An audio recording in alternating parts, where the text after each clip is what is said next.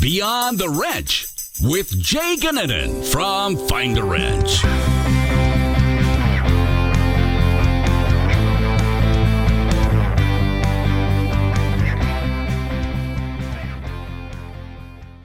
On today's podcast, a really cool guest, maybe something a little different than what we normally do, but I'm really excited to have Trip Bruce on Beyond the Wrench this week. Trip's got a fascinating background and a really cool story in general. So how are you doing today, Trip? I'm good. I'm glad to be back in the shop with all the guys. So let's start with that. Tell us what you do and kind of what your role is within the team. I'm the general manager here at HFR. I'm competition director. We're not a huge race team in comparison with others here in Mooresville, but for the truck series and running a single truck, we're a fairly large team. We do a lot of in-house stuff. So I just basically oversee day to day and manage the property. It's a big piece of property, a lot of equipment, big shop. So it's a lot to take care of.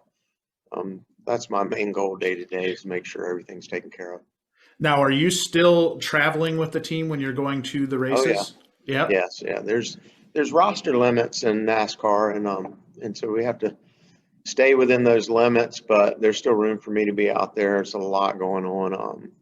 I've been so hands-on all my life. It's hard for me not to be that way. So I can still be helpful minute to minute at the track, with different things. Actually, they have me pulling the front hose during the pit stops now, and I used to pit cars and all, so I felt a little awkward, but not really. I thought about it. I was like, man, I'm actually helping here. This is good. And then these guys would turn around and say, hey, could you do it this way or do it that way? And I'm thinking, that's pretty neat. Been doing it so long, and now I'm being taught, a way to do something new for me, pulling the hose. Yeah, well, it's kind of back to your roots a little bit, and that's kind of what I want to talk about to get things kicked off. How did you get here? What was your path that led you to where you're at today? Shoot. It's a long story, obviously. It's years long, but I spin through it real quick. I always messed around with stuff, tinkered with stuff, things like that, mechanical, I guess. Didn't really have any background in my family like that. Curiosity and things kind of led me to always messing with stuff, taking things apart, things like that. Started wanting to kind of acquire my own tools. I didn't really have those around my house, but anyway, by the time I was looking at getting a car, I was, I'd been mowing lawns and made money and things on my own and buy my first car. Probably around age 14 to be ready for when I turned 16. So I was looking at the cheapest things in the trading post, and they had to be like MG midgets or little Fiats, broken down cars that needed work. And at that point, I felt like I could work on one enough to be able to buy a $300 car, a $500 car at most. I had a certain amount of money. That's really what led me into it. I mean, I know that that's not really directly related to what I do now, but it's indirectly related. So I took that, my first car being a Fiat. The man I bought it from was an Italian man that specialized in Italian sports cars. Well, once I met him and bought that little car, I said, well, can I hang out here? and by that point, I was pretty mechanically inclined. I mean, more so than most, for sure, at age 14. And he loved it. As often as I could be there, he started paying me to help him do what he did. And I think I went all the way to probably 19 years old before I ever touched an American-made car. And I got really good and a lot of knowledge in the Italian car world, and got good at doing from body work to brakes to building transmissions to engines to suspension, everything. Some really unique, quirky type cars. You learn a lot that way. Doing something so different. And eventually, somebody at the local track said, hey, man, I could use somebody that could, do mechanical work like you can on my race car out at Southside Speedway in Richmond. And that's kind of, at that point, I went out there and checked that out and helped a guy here or there, and it snowballed from there. Really? I got away from the Italian cars, started messing with these stock cars, and street stock, grand stock style car, and just kept going. So were you a racing fan prior to that? With friends and things in school, I had a buddy that was a Darrell Waltrip fan. Always had the Tide colors on, things like that. I think that's about that era, the mid 80s. Things like that. There was a family, a guy who sat in my homeroom, Franklin Butler. He was right there in homeroom every day. On Mondays, he'd be talking about the race he ran at Southside. So I listened, I paid attention, I'd watch them. They weren't on TV every week, but they were on TV here and there. And I'd catch a big show, a Darlington or something that might be televised. So, the main thing that really connected me to NASCAR was about that same time, about junior high, high school. I became good friends with a guy I'm still good friends with, Kent Pond. His dad was Lenny Pond. They live 4 miles down the road from me. Kent and I did things that had nothing to do with NASCAR, but he had grown up in the NASCAR world, literally in the back of the station wagon at the tracks every week as a baby all the way through. At this point, he had not much interest in it. His dad was still racing and things. But as we circled back around and started going to Southside Speedway and working on stock cars, of course, his dad was the go-to guy to kind of teach you and tell you what you were doing wrong or what you needed to do right or how to do this or how to do that. So I soaked in everything I could from Kent's dad, Lenny. And once again, that just snowballed. I have a tendency to take something and go as far as I could possibly go with it and then a little bit further. And that's what I did back then. Long story, like I said, but still doing the same thing. And somewhere or another, I grab a hold of something and go really, really hard with it. Well, it's really cool. And I think it's fun for me to hear this story, just growing up as a race fan myself and I've really kind of reacclimated myself with the sport again, and just seeing what you guys do. It's fascinating. But how did your first break into NASCAR happen then? If you go from the short tracks to being able to kind of transition into a role within NASCAR? Well, I think when you hear the story, it looks like possibly my sister, Beth, got me involved in these ranks, and she did in a way, but I think the way I see it, the way it probably went down was I got so heavy into racing, she started coming home from college for the weekend, going to the racetrack, checking out what I was doing. Throughout that somewhere, her walking in and out of the racetracks, Richmond International, we were out there running the late model show that they did for the first time ever at the big new track. She got recognized by some people at RJ Reynolds. Wow. Happened to be a Grant Lynch who ran the RJ Reynolds sports marketing side with the Winston brand. She just met him in passing in and out of the racetrack, and from there, I don't know how long it took, but eventually she became Miss Winston Cup. Through that passing in and out of the gate, coming to be a part of the late model race we were down in the pits doing. So next thing you know, she's Miss Winston. But here I am working 24/7 on race cars in the race shop at home, just doing the local thing.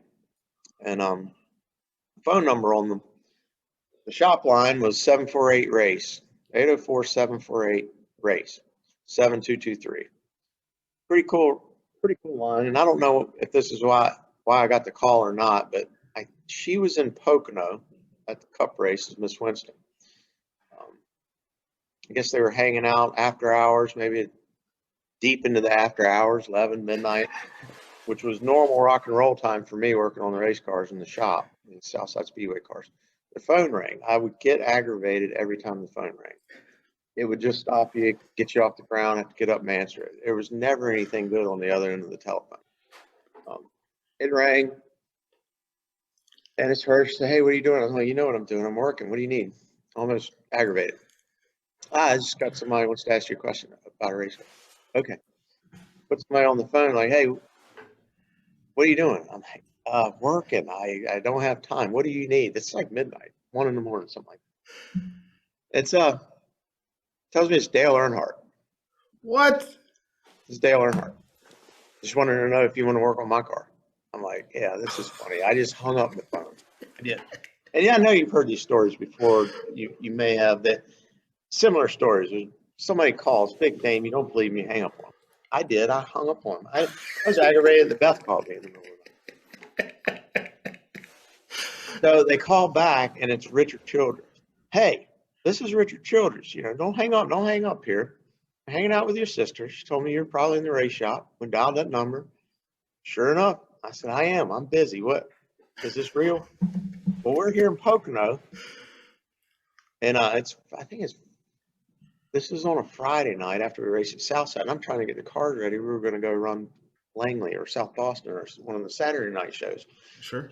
Well, we want to invite you down. And she said, you're good with the race cars. We want to invite you down. We could use some help. I still think they're full of it, but they were having a good time. They were enjoying themselves. Probably funny to them, a joke. But they invited me to Pocono. I said, well, I've got a race tomorrow, but I could be there by Sunday. And I think from Richmond, it was 7.5 hours. I said, as soon as I finish and get packed up after the races we're doing on Saturday night, I'll drive to Pocono. And I did. I drove all night long. I showed up at the address using the map. It was a hotel in the Pocono Mountains. I went in the lobby. I made it there at like 5:30 in the morning. And sure enough, Childress had come down out of the rooms, and I got in the car with him, met him right there. He took me to the track. Had a jacket on. I don't really know him. I just know the name. And I know Bess there. I think it was a Father's Day weekend too. That was a pretty special weekend anyway. Family type weekend. I ride with him. I listen to everything he's saying. He says, when you get here, I'm going to get you to the gate. Don't say anything and I'll get you in. Okay. I didn't know anything about credentials and stuff like that then. He did. He walked me right through the gate. He knew the gate guard. He said, hi, this guy's working for me today or whatever. And then Chocolate Myers walks up like, hey, Richard, good morning, whatever. And he goes, hey, this is Trip. It's Beth's brother. You take care of him, Trip. Do whatever Chocolate tells you to do. So I'm like, okay, it's on. I'm getting ready to go to work here. And there's people buzzing everywhere, and the cars are lined up in the garage. And I'm not overwhelmed because it's what I race. It's Right. a big deal. And these guys weren't that big of a deal to me. They were just at the top where you might want to be. I didn't know if I did or didn't. Right. What do you need help with? Well, of course, then Chocolate. I don't know if you know him. He's a ham. Of course, he wants this oil bucket emptied.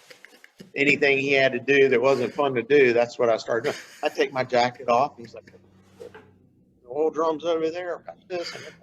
And I'm like, no problem. Take my jacket off. I've got an Autolite t-shirt on. Yeah.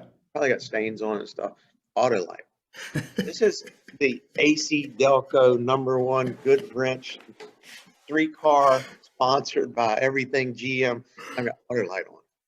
It was the best thing I ever did was wear the Autolite shirt. 20 minutes later, passes me. I'm cleaning oil buckets and whatever I'm doing, front work. And he stops me, he yanks me aside, like over in the corner is like, Chocolate, you can't wear that Autolite shirt in here. Get him a shirt. So I immediately get a uniform shirt, which is a huge deal when you're young like that and you get Yes. Earnhardt uniform shirt. Things are getting better by the minute, By mistake, I was a little embarrassed, but I got a crew shirt. That's kind of how it all started. That is insane. I guess my sister did get me into these ranks this level, and it took years after that first drive and volunteer. I volunteered for a long time with that group. Got hired on in a local Don Beverly Busch Car National team, the 25 car with Jimmy Hensley. I got hired on full time there. They had a loss of a crew member. It was a 3-man crew, professionals. They had a loss of life of one of the crew members, important guy, and I got the call to come in and take his place and be a full-time part of that team. So I worked with that team, and I continued to volunteer with the 3-car on Sundays.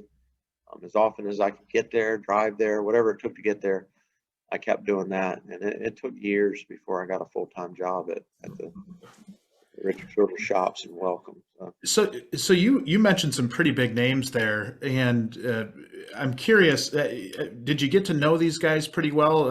Obviously, you're there every week, or as much as you can be. You get to know these guys pretty good? I did. I got really close with them. I mean, like I said, I didn't back down. I drive every week as often as I could, as far as I could.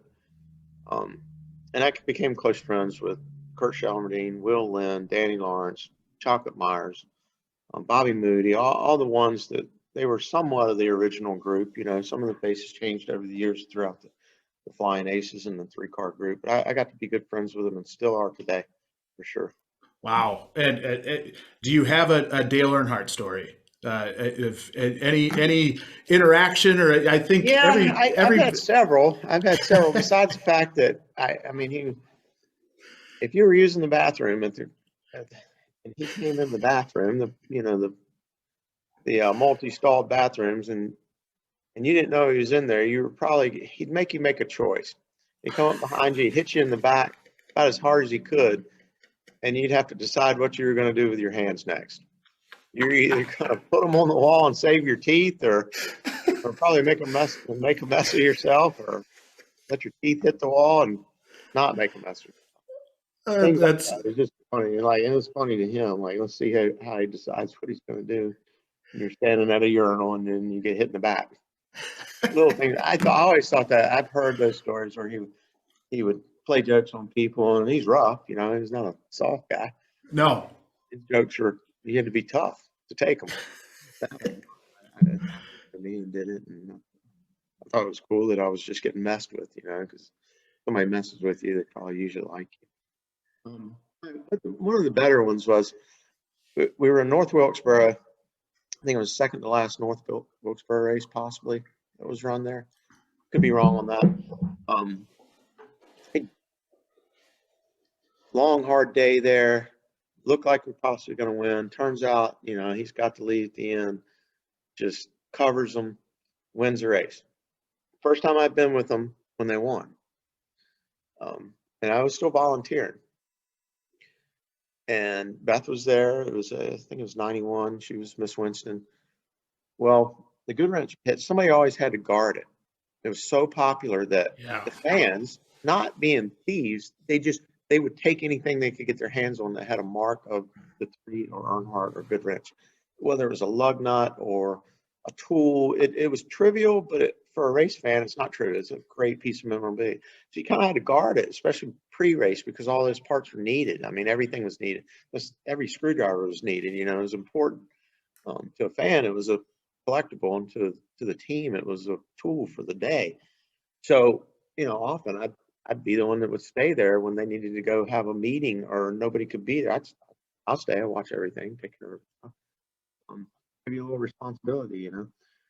Yeah. So he's coming around turn 4 and taking the checker flag. Well, these guys are jumping up and down. I guess I did a little bit of that with them too. And they take off running. I'd never been there, you know, and I don't think that was something that you saw on TV, that inside part of it. The fans are going nuts. There's hundreds, thousands of them all around the pits. And the first thing that crosses my mind is, look at them. They're trying to take everything. I haven't guarded this stuff. So I'm standing down there doing what I'm supposed to do. It wasn't hard. It's just like, hey, you know, you can't touch anything. I stay there. Everybody's gone. It's just me. All the other teams are packing their pick guns up and things that's normal after the race is over. And all of a sudden somebody comes running down and says, "What are you doing?" And I said, if I wasn't here, this stuff would be gone. These people are crazy. They're going to take all this stuff. I'm like, man, forget about that stuff. They can have it. We're in Victory Lane. You've got to come down here. It's awesome. I didn't know any better. I'll run down there. So I'm a little late to Victory Lane. It had already started. Well, I didn't even have a clue. North Wilkesboro, Victory Lane was on top of the hot dog stand. Wow. Our drives on this steel elevator pad. It raises up and then it drives on top of the hot dog stand. There they all are up there on top of the hot dog stand celebrating. And I'm like, okay, I run up there and Beth, I don't know if Beth and Earnhardt had planned this because I wasn't there. And they said, hey, where's Tripp? Well, he's down there guarding the stuff. Go get him. So while they were going to get me, he gets this gallon jug of Gatorade, has it behind his back. I think he's got the trophy, Beth's with him, the photograph stuff. And I come up and he's like, hey, come here. I can't believe you didn't come to Victory Lane. And it's still the crowd and the cameras and all. And when he says, come here, he's got his hand up like to high five me. And I'm okay, that's cool. Earnhardt's going to high five me. This is awesome.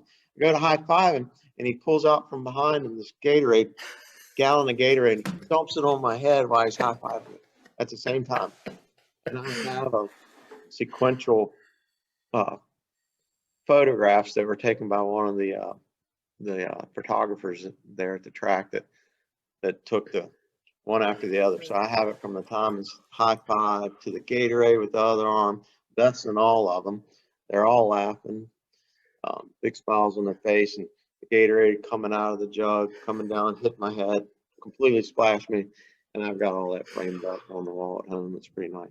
That is awesome. That's my favorite one. I'm sure there are many more, much more trivial to that, but for me personally, that's probably the best set of photographs I've got.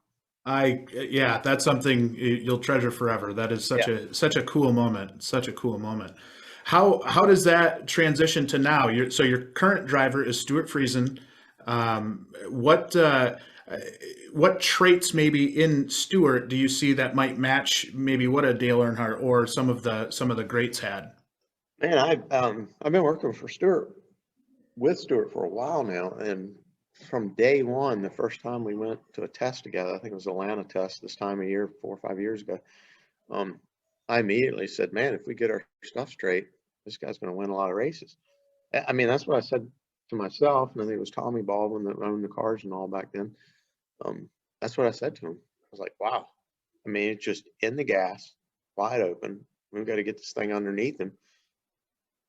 The point was, he's a real race car driver. I mean, Stuart reminds me of Earnhardt like that. And back then, there was a lot more of the men that had grown up making a living and putting food on the table. They were still out there doing that. That was the reason they were racing. And Earnhardt came from that, and many others did too. And Stuart is one of them. It's a different era we live in now. It's not quite like that, and probably a good thing, because racing is a tough business to have to put food on your table from. It really is, even for the crew members.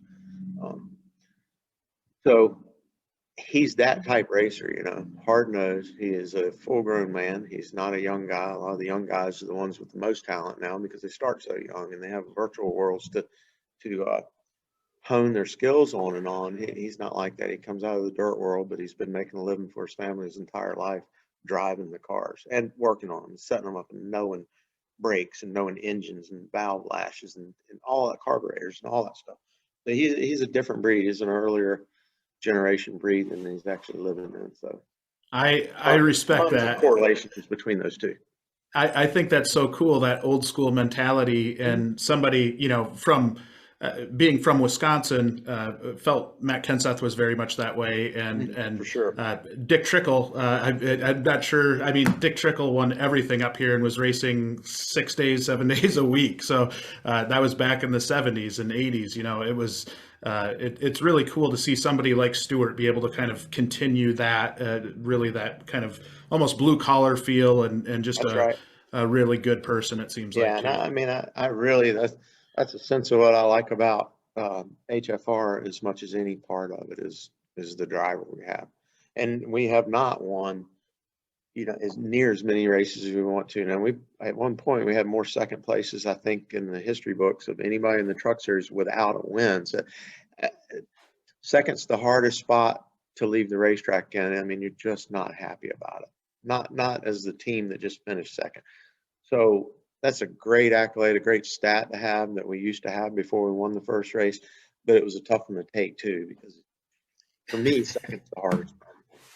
I believe that. And in order to have this team around Stuart to be able to support him and really put a competitive product out every week, it takes a really good team, right? And that's kind of what I want to talk to you today about, is understanding how you put a team together, and what is it that you're looking for in that person, and really how do you create just that success in general? Obviously, that team is foundational to that, but what is it that you look for when you're adding somebody to your team?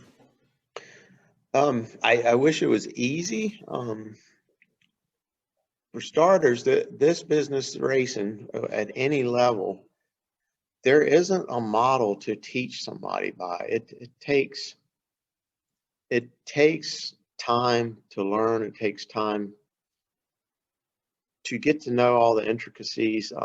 what we do once you get all that is very, very routine. That can be spelled out. That part of the job description. Here's what we do. We go to the track, we unload, we do it exactly the same every time. It's only improvised if a a piece of equipment's not working at the moment or things like that. Otherwise, it's scripted. It's a television production, so it's scripted to times. So you can easily lay that out and show somebody and show them the expectations at that point. But leading up to that, prepping to get there and all that, it takes six senses, it takes all kinds of stuff. But for starters, when looking for people, it starts with a little bit of skill set. And it may seem opposite. To me, it's a little bit of skill set. There's other things that you can have that'll take a little bit of skill set and let it grow exponentially. I mean, as fast as you want it to grow. So a little bit of skill set helps. You can't just be not good with your hands or not physically motivated, or your body's not capable of a long day and hard work, or on your feet as much, or things like that. So it does take skill set and then capability to be able to move and get it done, to get the work done. It's a hard working job. It really is. It's not a desk job. It's not a standstill job. But beyond the skill set, which I think is a smaller amount, is flat out motivation as a person. I think that motivation helps you create a passion. I'm not sure which order it comes in. The passion can help create the motivation, or the motivation can help create the passion. They both drive each other equally. That's really important, and you can see that when you talk to somebody. Maybe they don't have to know their direction or where they want to be, or have that vision to see that far out and bring it back, but you can feel that, whether they can't sit still in their seat like me when they're talking. They know they want to be doing something more than this at the moment. You got to hold them back because they might get out there and mess something up. That's that passion, that motivation that both drive each other. So I think I can see that in a person real quick when I'm talking to them. Sometimes I ask them questions that don't even make any sense for why I'm asking them. Might seem silly actually, or irrelevant, but it's kind of to see the reaction that they'd have to that if they jump to find an answer, or actually respond that, hey, that's stupid. Why'd you even ask that? Whatever, that's passion and motivation. I mean, but probably most importantly is what my dad always taught me. Probably the main thing he always taught me was initiative. And I just for years knew the word. He said it so many times. I knew the word, but I've always, I mean, for 40 some years, I've tried to pinpoint when it was that I realized what he was trying to say by repeating that repetitive word, initiative. Take initiative, take initiative, take initiative. I know I can remember that for long before I maybe did it. And I think I started earlier than most people taking initiative. I almost know I did. Times are different now. Taking an initiative then versus now may be different. I mean, now you can do it through a computer. You can learn through the computer. That's taking initiative. Back then, you had to get out there and actually do something outside the house, whatever that may be. But it was initiative. So there was a point, it wasn't too long, 10, 11 years old, I started taking initiative. Whether it was out of necessity, whether it was not having enough family income to know you could see where you might want to be and know you couldn't get there unless you took some initiative to help generate some income or things like that. Whatever that might be for you or anyone, the initiative is probably the most important part in my eyes. So, and I can see that right away in a person too. It kind of comes right after that drive and that passion. You see, not sure of a direction, they just want to jump, well, when they actually get up and jump, that's initiative, get out there. So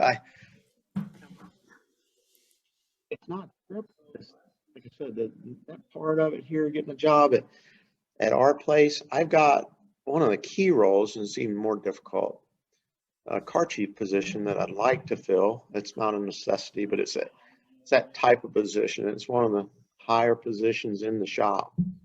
Does car setups, kind of runs the crew day to day. Is allowed to actually make decisions with the group that he works with, things like that. A lot of responsibility, needs to be well-rounded and all that. And then we don't have a good avenue where somebody can go sign up to see what's available in jobs. It's such a word-of-mouth business here. There's a need for it. I have a need for it today. Yeah. Our meetings out there this morning, which I don't actually run them. We have a shop foreman that runs the base of the meeting, that keeps the day in perspective and the week in perspective. But then I add at the end what I need to say. And one of the main things is to let everybody in the building know what position I'd like to have within the next 2 or 3 months here at HFR, an added position. But that's our avenue, is letting these guys know and me keep my ears open. And the word of mouth does spread fast, but not fast enough sometimes. Right. There may be a guy sitting at home without a job right now, or at another job that he's not happy with, or thinks he could improve on, and there's no real way for me to find that out. How do you, has the cup side and the changes that have been made there, has that freed up any extra talent for you to go after? It's been really slow. We thought it would be like a light switch. The door would open and there would be a floodgate of people looking for positions and jobs and other teams. And it's been really slow. So far the mechanical side of that, the new car, from my understanding, is that it's going to be that much more difficult to put together, take apart. That's going to require at least as much mechanical help in those shops as they had before. I don't know. I can't put a finger on the fabricating side. That may tone down, but there was a need leading up to this next gen car, which has evolved over the last season and a half, for chassis building and body hanging out in this area, the Charlotte race-based area. So some of these big teams have taken their fab shops, instead of toning them down because they're going to do less fab work on the new car, from my understanding, but actually taking in some of this work from the Truck Series and Xfinity Series and filling their voids with building chassis like ours. So I haven't seen much changes. I have not seen the floodgate. I don't have less resumes right now on my desk than I would have a year ago or 2 years ago. Wow. So I hear that unemployment rates are down and things are good. People are getting back to work, not whether it be fear of going out and getting back to work, or out of necessity for financial reasons. That I do hear that people are working and things are good in those areas. So maybe that's why right now on January 3rd, I don't have a pile of people looking for jobs, but I do have one here. That I like to fill. It's not a rush. I don't want to rush into it. That's really hard sometimes too, making a bad hire versus a good hire. It's something you have to live with for a while to figure out. You can't see on paper what it's going to be like. Or I have no expectations of having 15 personalities be the same and all that. That doesn't happen. We grow, our personalities grow together, and it's better to have a variety in a race shop anyway. Doesn't need to be monotone.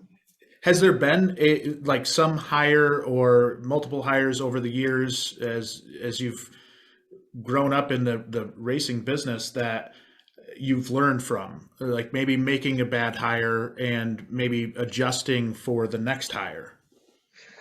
I do. Some of that comes from my expectations. Is I would love for everybody to be as motivated as I am.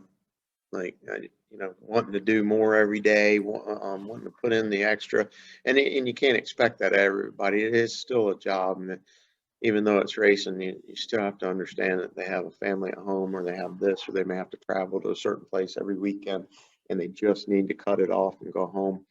I live, breathe, eat it. So I have to manage those expectations. So when somebody walks in the door and they don't act exactly like I do about the work day or the hours, and then I have to manage myself at that point. But you do learn from mistakes with good hires, bad hires. I mean, and I think the worst hires are lazy people. Yeah. And I mean, I don't know if this is a good forum for that or not, but I don't mind talking about it. Lazy people don't make it in their race business. They can't hide from it. They can at other types of jobs and other areas. There's good ways to hide behind paper or behind walls or whatever it may be. Racing, and I told people a lot this in the last 5 or 6 years, that the racing community is such a good, strong community of people. And over time, I try to figure out why that is versus some others, some other industries that might be more sales driven or something. They're different personalities or different cultures within the buildings or within the companies. Racing weeds out lazy people. It weeds out everybody's. It's just a strong family type oriented, passionate type industry, and it kind of just weeds out the bad and leaves nothing but good. And then I hate to say that about anybody, but in the workplace, there's good and there's bad. Yeah. And we all want the top level, whether it be from education or motivation or initiative or passion or whatever it all adds up to be. We want the best people around us. And I've made some bad hires here at HFR. We started from ground zero with myself, Stuart, and our hauler driver. We're the three. When we moved from what we had built within GMS to here at HFR as our own entity, it was ground zero. No equipment, no people, no nothing.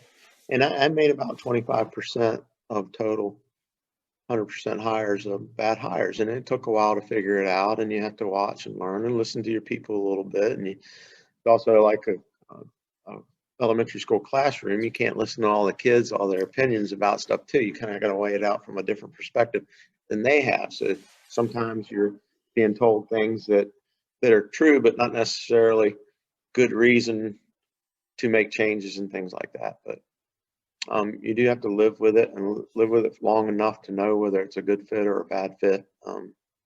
We spend a lot of time together here. We spend enough time together. It's open. There's nowhere for anybody to hide. It makes communication easy. Here at HFR, we don't have two buildings where everything's under one 40,000 square foot roof, from body shop, fab shop, machine shop, car assembly shop. It's all under one roof, no closed doors between each department. So that's good. So like I said, there's no hiding from it, but there's no need for breakdowns in communication either. All you got to do is speak up and talk. And as everybody gets comfortable with that, it's gotten better and better and better. And we've zeroed in on really nothing but good people. We made a few new improvements this winter heading into the season, and pretty proud of that.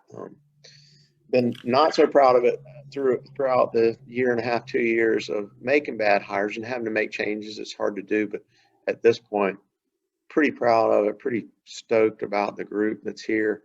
The base of the group is still the original group, and we just complemented that base with some really great people. Always trying to hire people that are better than myself, better than the crew chief, John Leonard, better than, like, we just got an engineer in here that's going to complement him. That's hard to do because he's such a good engineer. It made it really tough to hire John Leonard. I don't know if you know who John Leonard is, but he's our crew chief. When I stepped down and gave my engineer the crew chief role because he was so good at it. Wow. He's better than I was at it. So it was a good time for him. And now I got to find him an engineer. That was the end of the season, the fall, trying to find an engineer that was as good as he was or better than he was. And I think we did. And I think he would agree with that. And he's stoked now that he's got this engineer that was, could do a better job than even he did. So now he's just going to elevate himself as a crew chief hire. So things like that have happened. That's the top level of it. And it's happening through the fab shop and through the race shop. And one new hire started today. It's going to really add to the program.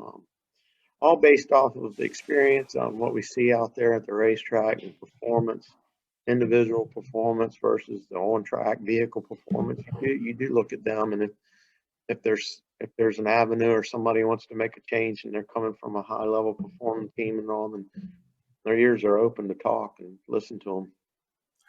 I think that's such a key point, not in just the racing business, but in any business or really in life, is as you keep bringing on higher performers and you're setting the bar, you're raising the bar every time you do that, right? And I think the more you can do that, the better of a team in general you're going to have, a more talented team. I think that's pretty obvious, but it's really hard to do, isn't it? Because if you're trying to go one step up and you already think the person that you have is pretty great, it makes the hiring part of that really challenging because you're forcing yourself to get better as a hiring manager, correct? Yes, no, you're exactly right. But it makes it harder for the fine. It makes it easier to justify the evolution you've come through when you look back on it. Like you see that it's stepped up, and it's comforting to know that you're making better decisions at this point. That's from my perspective. Like I look back at it, I look at it all the time. Why did I go from here to here? So the same reason I went from here to here is what I need to do in the next one.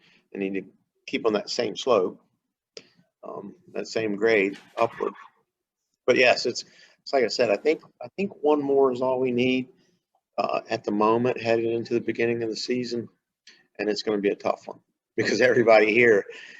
I mean, if we can bring somebody in on the same level as what's out there right now, then I'll be extremely happy. To actually find something better than what's out there behind me right now is going to be tough to do, which makes me feel really good. Should make Stuart feel good, and Chris Larson and everybody involved.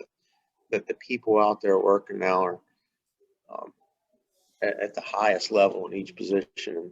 And we're a small team, so we don't want to we're not we don't even have room to be too specialized in a spot. We just can't have a single person that all he does is this specific thing. They have to be more well rounded than on the upper levels, the cup level, where everybody's individualized, specialized. I guess that's why they have 100, 200 people per team. I don't know. We're right around 13 to 14, and I think 15 is the number we'll be able to do what we're going to do this year. We are going to run a second truck a little more often. We did 2 trucks at the dirt races, which is a little easier to do. But we've got a 6-race schedule with Todd Bodine, and coming up here starts right at the beginning of the year. So we've had to add and step up for that, but at the same time, I decreased numbers by increasing the integrity of the people in the building. So we actually right now have less people than last year, but I feel like really The strong right people. Yeah. How hard is it for you as kind of a brand or maybe a smaller team to compete against some of those bigger shops? And I'm assuming you've got a lot of shops, a lot of race shops in that general vicinity, right? So being able to stand out as a preferred employer to not only hire people but retain the people you already have is that a challenge, or is that something that you found your niche and really kind of that kind of person that fits who you are? Walk me through that piece a little bit. Well, we do.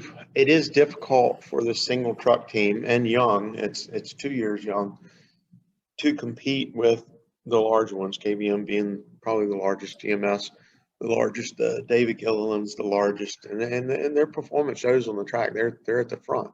We had to be patient to get to the level that they perform at. And I knew it wasn't a snap your fingers. It's not something that money can buy.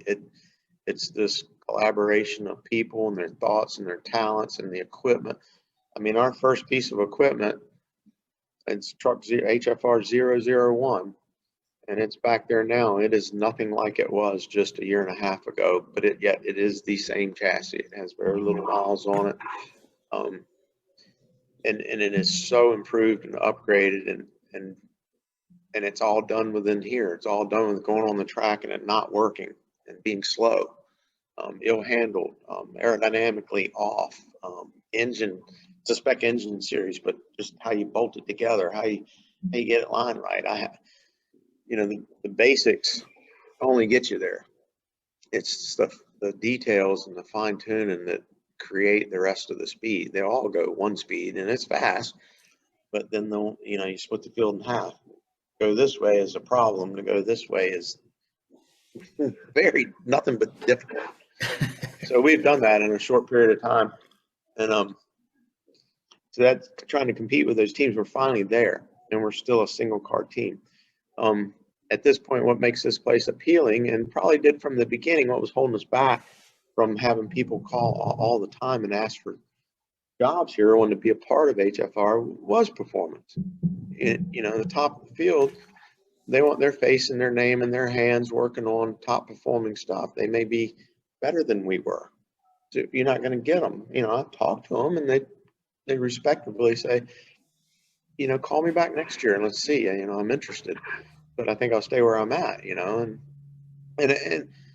they have every right to, and I respect that. And it's nice when they can say that and not come in and be miserable or not be doing what they want to do. And I couldn't provide it for them at the time. Now we can, and that opens the door. It's not only performance though. Chris Larson has gained a lot of respect in many areas of the world, but here in the NASCAR community as a top-notch owner. He reminds me a lot of Bill Davis. I worked for Bill Davis for years and had a lot of success there. And it started with him providing whatever it took to get the job done. And that's a necessity off the beginning. It's very hard to do it without the right tools and equipment. And Chris is an equipment guy, and he provides us with what we need. And that's what, from the outside looking in now, the performance is there that Chris Larson provides that for us here at HFR. And you can see some of the shop back there. It's all under one roof. It's extremely organized. We're not bulging at the seams. We haven't packed in 2 truck teams and 3 truck teams and, stuff spilling out in the parking lot and spilling out in each room. There's a place for everything and everything in its place. That makes for an efficient work day, which helps keep the hours down. There's just many little things that go into making HFR one of the top-notch places for an employee to want to be at. Starts with performance, though. You have to get that there first, no matter what it takes behind the walls. After that, we have an extremely nice place to work, and it's very enjoyable to get up in the morning every day and get in your car and know where you're headed. It's exciting. And to me, that's what makes the best job in the world, is the one when every day when you get up, you like doing what you're doing, whether it's at home or you drive to it. You can tell. And I think everybody here feels that coming to work, driving down the highway. I think that's what everybody's looking for too, right? Is just you want to like going to work. And for those of you listening and not watching the podcast, the shop behind Trip is just gorgeous. I mean, it is absolutely as clean. It looks like you could eat off the floor. Just a gorgeous shop. What's a random bit of information, or how do you keep a shop that clean? I'm just always curious. I think race shops do a better job at that than anybody, but how in the world do you keep it that clean? Well, I mean, cleaning. We do have to clean. We have an area of tear down. Now the floor right there is a little beat up, and it still gets mopped and cleaned, but you can tell it gets torn down. The epoxy gets a little chipped and all. So you do it in one spot so that it doesn't, so you're not just randomly doing it over here. There's plenty, we could do it in plenty of places. We do it in the exact same spot. I picked that spot on day one before an employee came in, kind of laid out. This is a purpose-built race shop, so the flow and the layout is already built into the building. But that's one way, is the dirty work gets done in the dirty area. The fab shop's over off to my left side, and it obviously stays a little more grind and dust and things like that we don't allow out here. It's not even an allowance. Once people walk in, they worked on many race teams, they worked on some where there's not enough room, you're bulging at the seam, and you might have to grind right there where you're at. There's no 2 ways around it. But we build casters for the truck that can go on within minutes and roll it back in the fab shop, or on a nice day, which is not today, it's raining and snowing out there, you can roll it outside to an area that's for grinding and things, and you just follow that. I mean, and I have to tell people every now and then, but not very often, because everybody wants the same thing. They want the place to be neat and nice. It makes for a more efficient day. And if we weren't blessed with this size building and this much space to do what we're doing in, then it wouldn't be as nice. And that goes back to Chris Larson. He didn't question what I laid out that we needed to do the job right. At that point, the only thing he questioned is, getting them to victory lane. And then that's the question. What are we going to do to get to victory lane? So we make improvements all the time. We keep working hard. But as far as cleaning, we clean. They clean the floors on Friday. That's why they stay polished. We stripped them. We stripped them while things were shut down. We did small groups during the shutdown and came in, and I did stuff like that. The The floors look nice, but we stripped them and put a new hard coat over top of them. Did it all ourselves. We didn't contract out that work because we're all hands-on workers. So there's really nothing here. I don't like to personally here contract out jobs like that, whether it be lighting replacement or upgrades or doors, or we're a fab shop. If there's something broken, then we can fix it. We can make it. Yeah, we have a machine shop. We make parts. So I like to keep everything in-house. Then you know what you got. You know what grade it is. But we do clean every week. I mean, we empty the trash. We wipe the counters down. We put the tools away. At the end of the day, usually it looks like it's clean and fresh and ready for the start of the next day. Nobody leaves a mess. That's really cool. So let's talk about, we got a few minutes left here. What are your goals for 2022? It really, as far as the team goes, and what are you hoping for in this year's race season? Well, ultimately, I mean, we'd like to win lots of races, but even without that, the format is set up. It's supposed to be when you're in, obviously, for each year. That's not the case. I don't even know if that's promoted anymore. We want to win for other reasons besides advancement to the next round, but that's the goal every time. Once you win, then you're locked in. Then you can sit back and maybe do some things, make changes that you wouldn't normally make, ones that you're not sure if they're going to take you a little faster or a little slower. You would do stuff like that. And once you're locked into a round in this format, but the ultimate goal, and it's right there, it's not beyond our reach. It's not outside of any expectation we should have, is to win the championship. I think we were in as good a position and as strong a team as anybody at the end of 2021, which I did not even expect. I just wanted it really bad, and so did everybody else. But from where we started and where we went to, we were as strong as anybody in the last two races of the year, and the races leading up to that. But it all comes down to those last two and what happens. Stuart went for a win at Martinsville, which would have put us number one of the top seeds for the championship in Phoenix. Then at Phoenix, we were between one and two of the best trucks running for the championship. We just weren't in the seed to actually get the trophy if we did win the race. So we're only one ingredient away from being one of the best last year. So improving on that means a championship. So that's wow.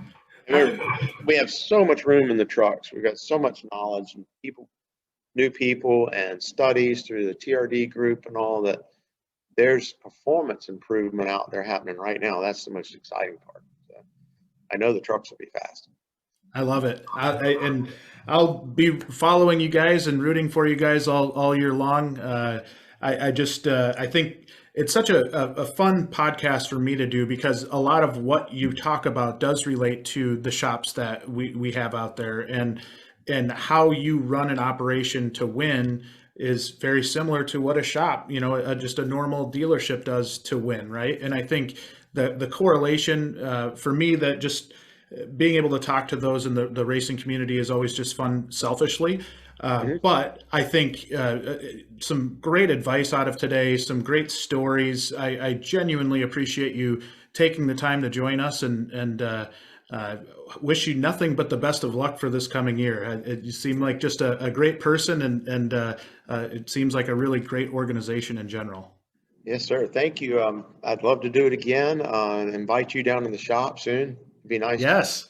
I'd like to hear more about the other side. We need a way to a program, whether it be app-based or whatever, to bring people into this racing community, this style, mechanics, engineers, fabricators, body men, the body side of it, paint and body. That can be pulled right out of the automotive industry. That's one thing that can relate.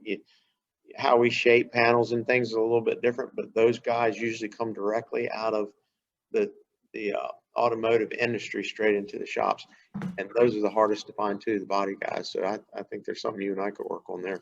I agree. Yes. We'll definitely have some conversations and chat about this. But greatly appreciate you being on the podcast, and we'll talk to you the next time we have you on the podcast. Thank you. Take care.